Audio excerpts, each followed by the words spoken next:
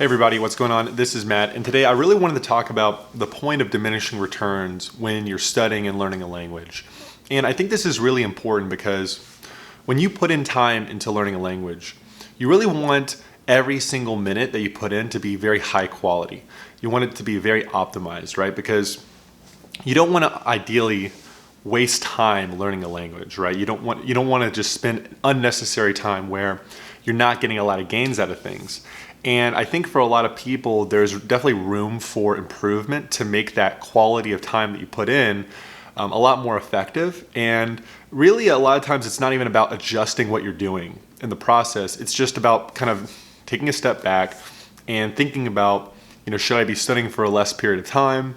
Should I do it where I'm more engaged, in a period of time where I'm more engaged or whatever, right? Because over the long term, you're going to get a lot of gains out of this, and it's going to really add up. So let's talk about this real quick. So if you think about, the quality of time that you put into language learning, let's say an average hour of studying, right? The quality of that hour is going to be based off of really two things. The first is the method or strategy that you're using, right? So certain methods out there are going to probably be more effective than others, right? Maybe an app is going to help you learn more words per hour than another, something like that, right? And then the second thing is just kind of our overall kind of our mood, right? How much sleep have we gotten? Are we engaged? Are we maybe distracted by something, right? And what I really want to look at is that second one, right? Where it's that mood, it's how engaged we are in the process, right? And what's really interesting is if you actually look at some of the literature out there, the average human's attention span is actually a lot shorter than you would think. So if you look at it, it's like 15 to 20 minutes, which I think it would surprise a lot of people that it's that short.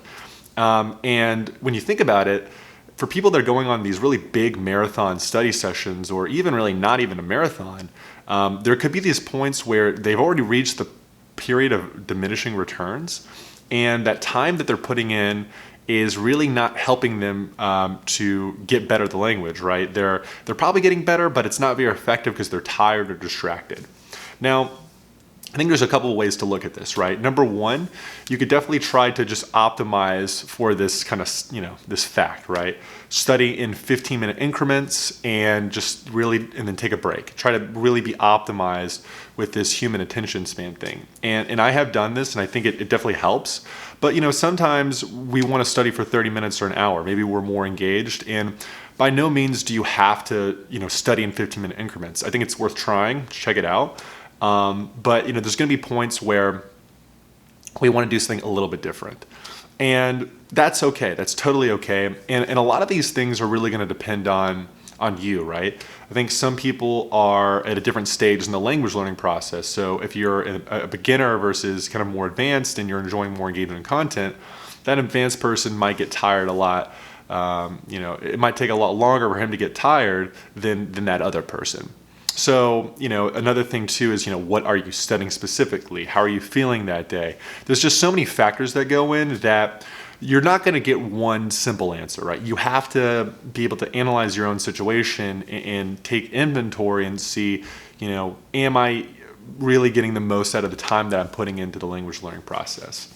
And this is important, right? To take a step back and ask yourself, should I actually stop what I'm doing and take a break or call it quits for the day? And it could actually be a little bit more challenging of a question to answer than you would think, right? Because on that same kind of on the one hand, there could be this kind of feeling in the back of your mind that you're being lazy, and you actually could go further and study more, and your mind is just trying to trick you.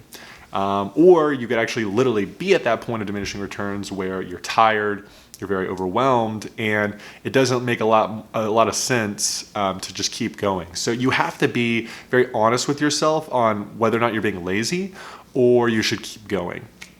But that being said, really try to think about this question and answer it for yourself, because let's say you're studying for an hour every day. Maybe it makes more sense to do 30 minutes in the morning and then 30 minutes in the evening, because it's a shorter amount of time. You're more engaged. You're less tired towards the end of it, and you're going to get more out of that hour than if you do it all at once.